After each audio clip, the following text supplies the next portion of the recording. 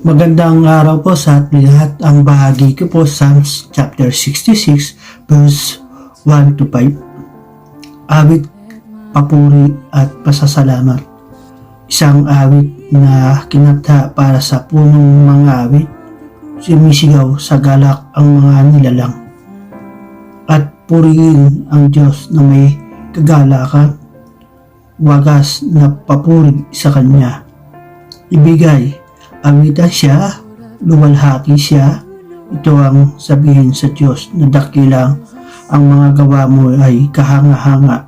Yuyuko sa takot ang mga kaaway dahil sa taglay mong kapangyarihan. Amen. God bless po sa ating lahat. Isang mapagpalang araw sa ating lahat mga kapatid. Ang aking pong babasahin para sa ating daily devotion ay nasa Psalms chapter 66 verses 6 to 10. Naginto yung lupa kahit na karagatan, mga ninununati, doon dumaan, dooy nararamdaman lapis na kagalakan. Makapangyarihang hari, kailanman, siya'y nagmamasid magpakailanman, kaya huwag magtatangkang sa kanyang lumaban. Ang lahat ng bansa'y mapupuri sa Diyos, iyong iparinig papuring malugod. Iningatan niya tayong pawang buhay, di tayo bumagsak, di niya binayaan. O Diyos, sinubok mo ang iyong mga hirang, sinubok mo kami upang dumalisay, at tulad ng pilak kami idinarang. Amen. Purihin ang ating Panginoon sa pagkabasa ng kanyang mga salita. A blessed morning po sa ating lahat. Ang babasahin ko po ngayon ay matatagpuan sa Book of Psalms chapter 66 verses 11 to 15. Ang sabi po dito, iyong binayaang mahulog sa bitag at pinagdala mo kami ng mabigat. Sa mga kaaway ipinaubaya, sinubok mo kami sa apoy at baha, bago mo dinala sa dakong payapa.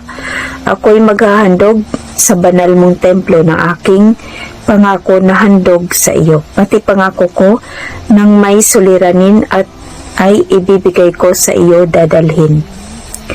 Natatanging handog ang iaalay ko, susunuging tupa, kambing sa katoro. Mababangong samyo, halimuyak nito. Amen. Purihin po ang Panginoon sa pagkakabasa ng kanyang mga salita. Good morning. Tayo po muli magbahagi ng ating devotion sa Psalms chapter 66 verses 16 to 20. Sabi dito, lapit at makinig ang nagpaparangal sa Diyos, at sa inyo'y aking isasaysay ang kanyang ginawang mga kabutihan. Ako ay tumawag sa Diyos, ay nagpuri. Kanyang karangalan aking sinasabi. Kung sa kasalanan ko'y magpatuloy, di sana ako dininig ng ating Panginoon. Ngunit, tunay akong dininig ng Diyos. Sa aking dalangin, ako ay sinagot. Puri ng Diyos, siya'y papurihan, pagkat ang daing ko'y kanyang pinakinggan at ang pag-ibig niya sa akin walang katapusan. Purihin ng Diyos sa pagkakabasa ng kanyang mga salita.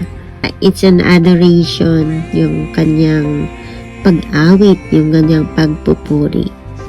Nilalarawan niya kung gaano ka makapangyarihan ng ating Panginoon, no? So, yun lang po. Salamat po ulit.